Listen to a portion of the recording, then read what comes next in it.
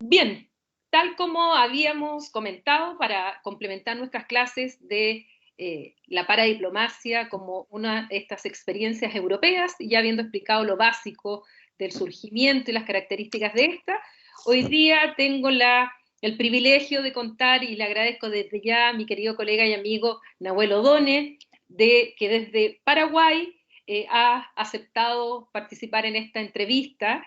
Él es director de Relaciones Internacionales, es doctor en Relaciones Internacionales y es jefe de promoción de políticas sociales del Instituto ¿me ayudas? Instituto del Sur, Social del Mercosur. Social del Mercosur. Así es que te agradezco, Nahuel. Con Nahuel nos conocimos justamente sobre el tema para diplomacia en Bilbao, en el País Vasco, hace años atrás, y nos ha visitado en Chile, y ahora te agradezco por esta conversación para que nos ayudes también con nuestros alumnos a entender esta evolución de la paradiplomacia en las relaciones internacionales. Muchísimas gracias, Paulina. La verdad que es un gusto para mí compartir este espacio. Te agradezco una vez más la oportunidad y como bien decías, realmente hemos tenido la oportunidad, la dicha de compartir diferentes espacios en distintos continentes y bueno, y siempre es un gusto dialogar contigo y con los alumnos y alumnas de la Universidad de Concepción. Me encanta, me sorprende gratamente que tengan tanto interés en el tema de la paradiplomacia. Tú sabes perfectamente que los que estudiamos la paradiplomacia a veces no estamos en la primera línea de las relaciones internacionales, pero estamos en una segunda línea, creo que bastante posicionados y creciendo en el sentido que cada vez más hay mayor interés de estudiantes de relaciones internacionales y no solo de relaciones internacionales, también de otras carreras por interesarse, estudiar más este fenómeno de las relaciones internacionales desde los gobiernos locales e intermedios, ¿no? Desde las ciudades, los municipios, pero también desde las provincias, los departamentos, los estados. Yo creo que esto se debe también a que hoy en día trabajar en este campo de relaciones internacionales es una opción laboral para muchos graduados en relaciones internacionales, en economía, en ciencias políticas, gente que esté vinculada a los idiomas también, porque bueno, obviamente en esto de la cooperación internacional hay que conocer distintas lenguas, distintas técnicas para poder desarrollar proyectos de cooperación internacional al desarrollo, en donde las autoridades que representan al territorio tienen un papel importante a desarrollar. Por lo que tengo entendido, bueno, y un poco conociendo tu perfil, si me equivoco me corriges, seguramente harás este comparativo entre la Unión Europea y América Latina, entre los contextos de uno y otro lado del Atlántico. Entonces hay muchos temas que evidentemente son distintos, si bien los estudios de la paradiplomacia en América Latina están fuertemente influenciados por los estudios de la paradiplomacia en la Unión Europea, pero sobre todo en el contexto iberoamericano, me atrevería a decir, especialmente y fuertemente los estudios que se han dado en España y su impacto sobre América Latina. Obviamente América Latina ha recibido también otros impactos, no solo de Europa, sino por ejemplo de Canadá, que es un sistema federal con una historia y con un funcionamiento muy específico en donde se ha desarrollado inicialmente este concepto de paradiplomacia que después muchos comenzamos a utilizar. Pero dicho esto, creo que hay que tomar en cuenta algunas diferencias importantes entre el contexto europeo y el contexto latinoamericano. La primera diferencia que para mí es fundamental tiene que ver con cómo se denomina la unidad de análisis. ¿En qué sentido? Por lo general, nosotros en América Latina utilizamos la palabra unidades subnacionales para identificar aquellos actores locales que tienen actividad internacional. Es decir, al hablar de unidades subnacionales, hablamos de las regiones chilenas, hablamos de los municipios chilenos. Hablamos de las provincias argentinas, de los municipios argentinos. Por lo general, en Europa prefieren hablar de unidades subestatales, y esto tiene que ver con la propia lógica de conformación de los estados a uno y otro lado del Atlántico, en donde en el contexto europeo, que seguramente tú explicarás perfectamente, bueno, fueron distintas naciones las que pactaron conformar un estado. En los casos de América Latina son muchas veces los estados los que construyeron esas historias nacionales y esas culturas alrededor de la conformación del ser nacional, ¿no? Tuvieron que pasar muchísimos años para que algunos países de América Latina, como Bolivia, como Ecuador, empezaran a reconocerse como plurinacionales. Entonces, la unidad de análisis se denomina de manera distinta. En Europa hablamos de unidades subestatales, en América Latina hablamos de unidades subnacionales. Hablar de unidades subestatales en América Latina, sobre todo en los países federales, puede resultar muy complejo. Los estados mexicanos, los estados brasileños, las provincias argentinas tienen cierto poder económico, tienen un importante poder político y evidentemente ellos prefieren la denominación de unidades subnacionales porque eso de ser como un subestado evidentemente no es una caracterización que acepten de manera pasiva, porque bueno, ser reconocido como una unidad intermedia implica el acceso a recursos, un rol en los procesos de descentralización, en los contextos nacionales, etcétera, ¿no? Entonces, a mí me parece que esa es una diferencia fundamental. La segunda cuestión tiene que ver también con la conformación de los propios poderes, ¿no? En cuanto a que esto es una visión muy personal, pero durante muchos años, cuando se comenzó a estudiar la paradiplomacia desde América Latina, el foco inicial fueron las ciudades, los gobiernos locales directamente, los municipios. Después esto ha ido cambiando, afortunadamente se han hecho muchos estudios sobre los gobiernos intermedios, de hecho, bueno, tu tesis de doctorado es sobre las regiones chilenas, pero hay también en los restantes países de América Latina, sobre todo en México, mucho desarrollo sobre la diplomacia estatal de ese nivel intermedio, pero en realidad el foco inicial en el contexto de la década del 90, donde comienza a desarrollarse fuerte el concepto, está puesto en las ciudades.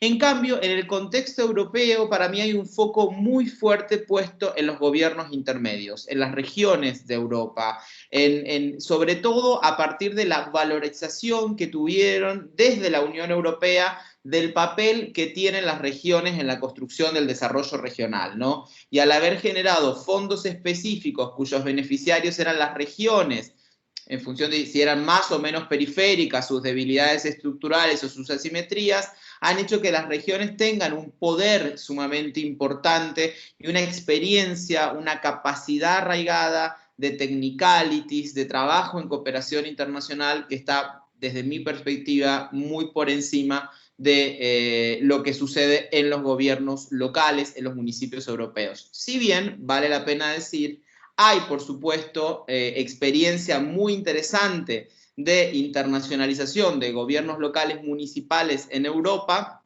y sobre todo que lo han construido desde un recorrido que ha ido desde lo individual hacia la conformación de redes.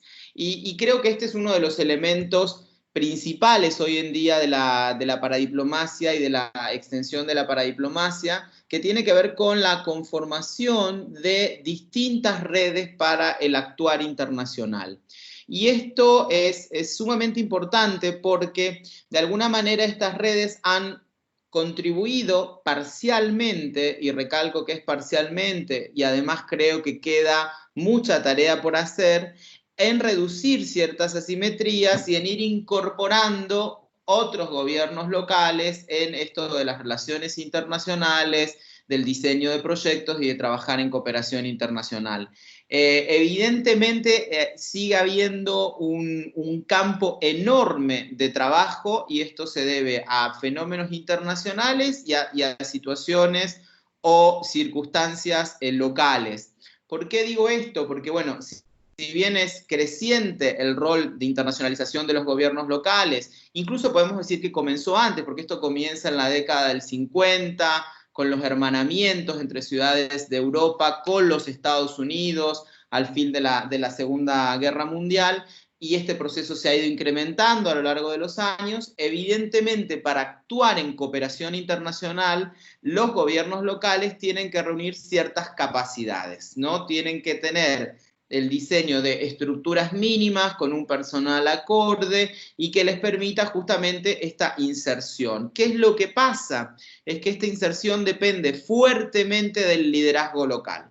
Y ese es un punto muy importante a poner de relieve, porque no todas las regiones, no todas las ciudades el líder local o la lideresa local tiene la misma visión sobre la funcionalidad del proceso de desarrollo internacional y cuánto puede contribuir esa internacionalización a apoyar el propio desarrollo endógeno, a apoyar la inserción internacional de la región y demás.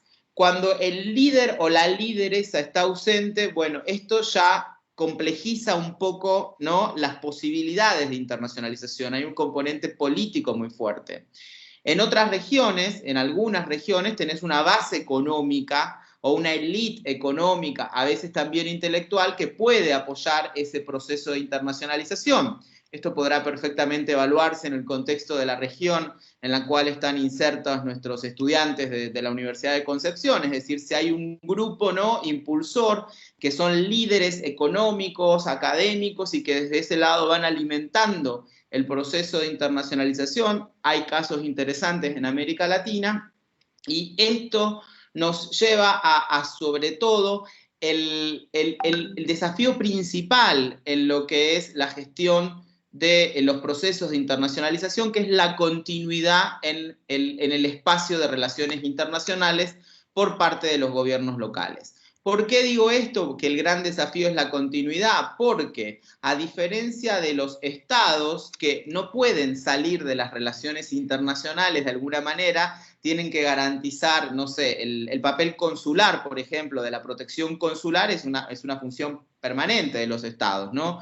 En el caso de los gobiernos locales, de alguna manera optan, ¿no?, por entrar en las relaciones internacionales en temas específicos de su interés, específicos de su competencia. En esto tiene mucho que ver el derecho constitucional, el derecho administrativo de los distintos países, y bueno, y si al entrar en el ámbito de las relaciones internacionales obtienen determinados beneficios y tenés un líder político o una líder político local que realmente ve los beneficios de la cooperación y un grupo económico, una élite intelectual que se alinea en ese proceso, bueno, evidentemente esa trayectoria de internacionalización va a tener más continuidad. Esto que cuento es muy importante porque en realidad en América Latina, estoy seguro que vos podrás también aumentar la lista de ejemplos, querida Paulina, hay un montón de historias de gobiernos locales o regiones que entran y salen, que no logran esta trayectoria incremental de su rol en las relaciones internacionales, que va de la mano del fortalecimiento de las capacidades internas de las instituciones que están al frente de este proceso. Entonces, lo importante es esto, ¿no? Ver cómo se logra dar sostenibilidad a estas acciones, porque sobre todo, a diferencia de Europa, en América Latina, tenemos este ejercicio más en forma de pico, que son como entradas y salidas, ¿no?, entradas y retiradas de las relaciones internacionales subnacionales.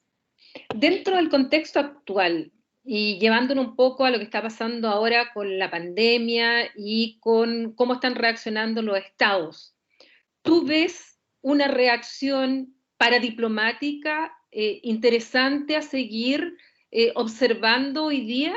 ¿O solamente la respuesta está dada a nivel estatal? Porque vemos que la respuesta internacional ha demorado mucho, la estatal ha sido casi inmediata, pero a nivel subestatal o subnacional, ¿observas algo hoy día interesante? Mira, es una muy buena pregunta y además déjame pasar un chivo, como se dice en Argentina, y esto no está organizado a propósito, se los aclaro a los estudiantes y estudiantes.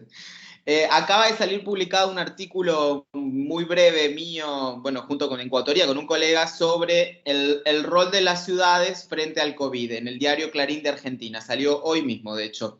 Así que hoy estamos a 24 de abril, dependiendo cuándo lo vean los chicos y las chicas. Pero habías Entonces, escrito otro antes también que te había leí. escrito otro antes que tiene que ver más con el liderazgo público y la responsabilidad social frente al COVID, ¿no?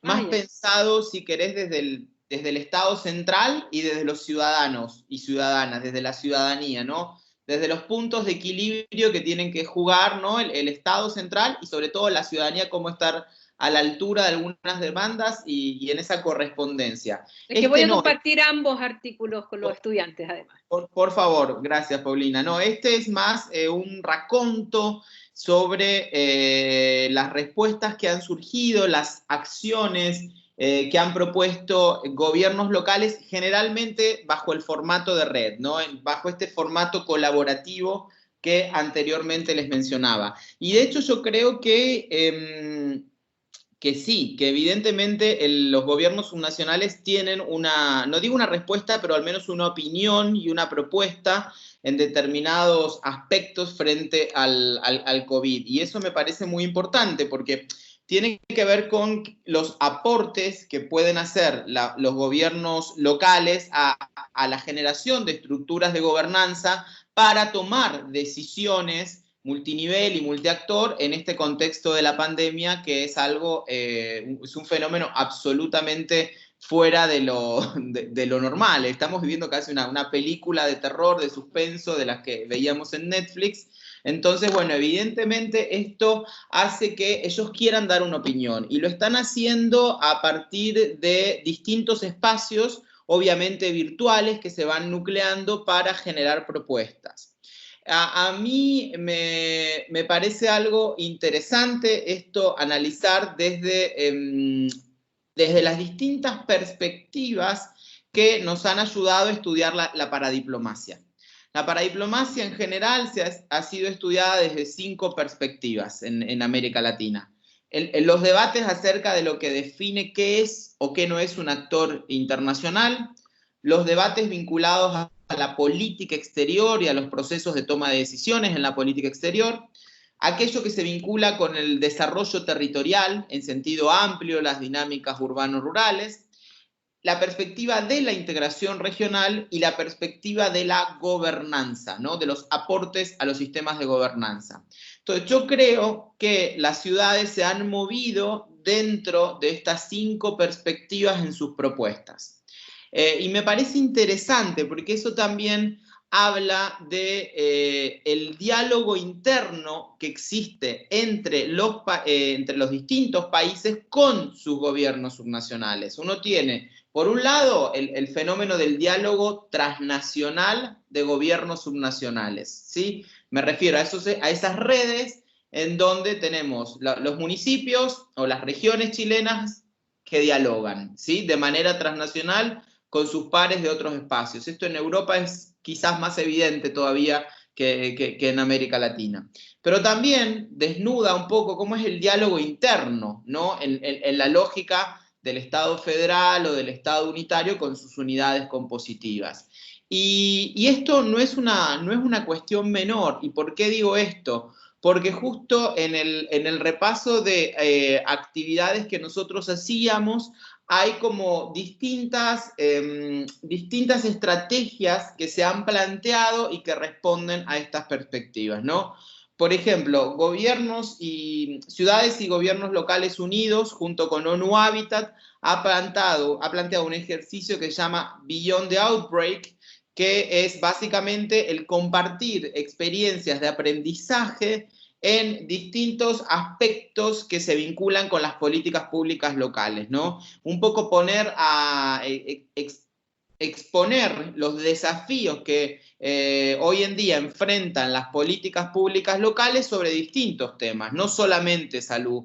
¿Qué pasa con el tema del transporte? ¿Qué pasa con los pequeños negocios locales? La economía está puesta también en cierto relieve, lo cual a mí me parece en general muy importante, porque la primera visión de la ciudadanía es que solo se trabaja la salud, lo cual es cierto, ante la emergencia tenemos que trabajar la salud. Pero ojo con la economía, tenemos que cuidar la economía de nuestros países porque la economía me va a alimentar en algún momento las políticas de salud, digamos, ¿no? En cuanto a cómo funciona la política fiscal de un Estado, ¿no? Por ejemplo. Entonces, claro, evidentemente en esta primera fase estamos teniendo una afectación económica de personas extremadamente vulnerables o en situaciones de pobreza o en situación de economía informal, pero si esto se extiende va a tener un derrame sobre otras actividades que ya eran más formales, que van a pasar a la informalidad y a la irregularidad con un impacto posterior en nuestros presupuestos. O sea, el terreno, todas las políticas se terminan jugando en el terreno de lo fiscal, ¿no? Entonces, por fuera de las políticas de salud, que todos conocemos en general cuáles son las medidas, que a excepción de algunos países, la mayor parte de las medidas son nacionales. Ojo, tenemos excepciones. En el caso de Brasil, por ejemplo, se comenzaron a tomar medidas subnacionales ante la ausencia de las medidas nacionales, y esto es algo que podemos después conversar. Pero en términos generales, las políticas de salud tienen esos mandatos centrales que son más o menos respetados. Pero ¿qué es lo que pasa con las otras políticas sectoriales? Y ellos han activado algunos debates interesantes en cuanto a las otras políticas sectoriales, políticas de vivienda, desarrollo social, transporte, economía local, como les decía. Y después, otro de los espacios interesantes, este sí vinculado a un espacio regional específico, es el de Mercociudades. Mercociudad es una red de ciudades del Mercosur que no depende institucionalmente del Mercosur, pero que hace lobby sobre las estructuras del Mercosur, y lanzó en su sitio web un espacio que se llama Mercociudades responde a COVID-19, en donde es un espacio para compartir experiencias, orientación de políticas disponibles, cómo buscar información en fuentes oficiales. Esto a mí me parece sumamente importante porque, digamos, la heterogeneidad de los municipios de Chile, de Argentina, de Uruguay, hace que, bueno, muchas veces el acceso a información no sea tan inmediato como creemos o de una manera tan clara. Entonces hay una guía para buscar información que me pareció muy interesante. Y después, bueno, el compartir algunas experiencias. En el ámbito transfronterizo también se han dado algunas experiencias. Tenemos el Comité de Desarrollo de la Cuenca del Río Uruguay, conformado por gobiernos locales de Argentina, Uruguay y Brasil, que han comenzado a compartir información, a planificar un poco algunas políticas frente al brote, a un posible brote de COVID. Son zonas que hoy en día se están viendo afectadas por un brote de dengue, entonces digamos, puede haber una ganancia en conocimientos mutuos, en fortalecimiento de capacidades, trabajar ante el brote del dengue para futuras complicaciones que pueda traer el COVID en la región. Esperemos que así no sea. Y después, en algunos otros espacios, se ha dado mucho en las ciudades más desarrolladas, generalmente europeas, mucha colaboración público-privada con algunas experiencias interesantes, ¿no? Por ejemplo, en Barcelona hay una, digamos, desde el municipio se está buscando fortalecer el ecosistema científico local para ver de qué manera el ecosistema científico local puede hacer aportes a los avances en las investigaciones sobre COVID, ¿no? O, por ejemplo, muchas ciudades que tienen los Fab Lab o los laboratorios tecnológicos para, no sé, con impresoras 3D, por ejemplo, empezaron a articularse también con el sector empresarial para generar máscaras de protección facial impresas de manera 3D en los propios municipios. Y estas son prácticas que al mismo tiempo, bueno, se han ido extendiendo, ¿no?, entre los distintos municipios. Por último, algunas redes están haciendo un ejercicio que a mí también me parece sumamente interesante, por ejemplo, la red C40, que tiene que ver con empezar a pensar el día después, ¿no? Bueno, ¿qué va a pasar? Y a mí me parece que esa es una discusión clave, pensar en el día después. ¿Por qué? Porque evidentemente, apartándome de cierto idealismo, ¿no? Que yo quiero ser un poco crítico, no me considero una persona pesimista, pero yo no sé cuán distinto va a ser el día después en relación con las desigualdades que teníamos el día anterior y con los desafíos de heterogeneidad estructural de nuestras economías, etcétera. Pero sí creo que, por ejemplo, van a cambiar algunas dinámicas institucionales, de pensar las escalas de ciudades, de pensar las áreas metropolitanas frente a posibles brotes de la pandemia, de cómo se va a vivir la autonomía municipal en algunos países, de cómo pensar recaudaciones económicas distintas frente al constreñimiento de algunos sectores o de algunas actividades económicas. Yo creo que evidentemente en esas discusiones sí va a haber un impacto y que se va a traducir en cómo se hacen las políticas públicas, ¿no? En la hechura de las políticas públicas. Claro, esto va a depender mucho en cada uno de los países, digamos, en cuánta coordinación y diálogo multinivel hubo entre el gobierno central y las unidades subnacionales, unidades subestatales, cuánto consenso hubo alrededor de las medidas. Yo, por lo general, me da la sensación que no puede convertirse la pandemia COVID en un tema de política interna, de pelea con la oposición, de pelea con los gobernadores o quienes tienen un color político distinto. No es el momento de ese tipo de peleas, me da la sensación. Estamos frente a un brote casi único, por lo menos para todos los que estamos viviendo, ¿no? Hoy en día, en cuanto a la dimensión de nuestra vida. Y evidentemente me parece que es un momento más de construcción de consensos y de cooperación. No todas las medidas que se han tomado van en esta línea. Podríamos decir, no es el momento acá, pero se han tomado algunas medidas bastante de las tradicionales que tienen nuestros estados, ¿no? De algunas que incluso frente a los avances de la globalización pensábamos que no iban a reaparecer en escena, pero algunas me parecen que han reaparecido. Mira, creo te adelantaste a dos preguntas que te tenía. Perdón. Una era justamente que nos hablaras, y ya lo hiciste, respecto a Mercociudades y qué vinculación tenía con el Mercosur y qué estaba haciendo ahora, y que lo respondiste muy bien y lo explicaste muy bien. Y lo segundo era un poco esto de qué esperamos a futuro, más aún pensando en que coincido contigo que puede que por un lado haya hay una gran incertidumbre que va a pasar en el pospandemia, partiendo de la base que no sabemos, todavía no tenemos todos los elementos de análisis como para poder ir trazando un camino. Pero dentro de esos escenarios, y un poco observando lo que están haciendo los estados, por un lado uno puede ver que hay un reforzamiento de unas tendencias que ya venían, o sea, de crisis del multilateralismo, de un repliegue de los estados, de la idea de nuevo este nacionalismo en sentidos más tradicionales del siglo XIX, y en ese reforzamiento del Estado-Nación por sobre procesos regionales, por sobre procesos, ya lo vemos en la Unión Europea o la misma crítica en las Naciones Unidas. Entonces, si este fuera el escenario, que hubiera un reforzamiento justamente del Estado, desde el punto de vista internacional vamos a ver un efecto, pero desde el punto de vista interno, incluso en aquellos estados que son bastante federados, que sus estados federados tienen muchas competencias. Muchas. ¿No habrá también una tendencia o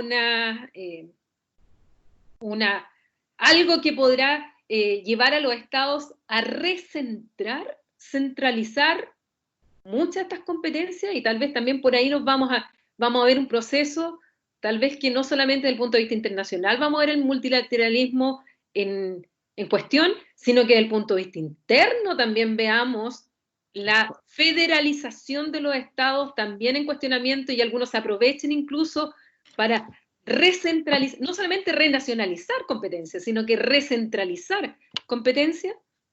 Mira, me parece una pregunta buenísima y extremadamente compleja de responder, porque hay como muchas verdades o micro verdades que se pueden ir concatenando en lo que vos decís. Yo creo que en ese sentido sí van a haber cambios importantes. Estoy casi seguro y espero que los haya. A ver, yo en principio creo que un reforzamiento del Estado central, un volver a pensar un Estado central, no quiero decir un Estado-nación, pero es un Estado central con algunas competencias fuertes, no me parece mal. Ahora, me parece mal que eso se dé en paralelo a una crisis del multilateralismo.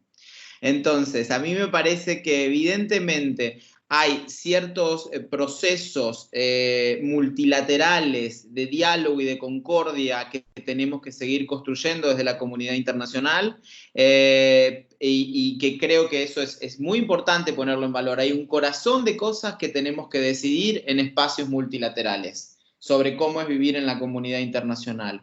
Pero creo que esta crisis nos desafía mucho en algunas competencias o en algunos procesos de privatización, por ejemplo, que se habían llevado adelante al interior de los estados y que habrá que ponerlos a la luz y reevaluarlos, ¿no? Entonces, por ejemplo, en muchos estados federales la salud junto con la educación fue transferida, fue descentralizada a los gobiernos intermedios, ¿sí? Y a su vez hubieron fortísimos procesos de privatización de los sistemas de salud en Europa y en América Latina, ¿no? Quizás, bueno, yo no me atrevo a hablar de Europa en este sentido, pero en América Latina estoy seguro que se privatizó en el nivel central el remanente que quedó y también fuertemente en los gobiernos intermedios. Bueno, evidentemente habrá que evaluar, ¿no? Si un Estado no debería conservar algunas competencias muy fuertes dentro de los sistemas de salud para garantizar la salud de su población, ¿no?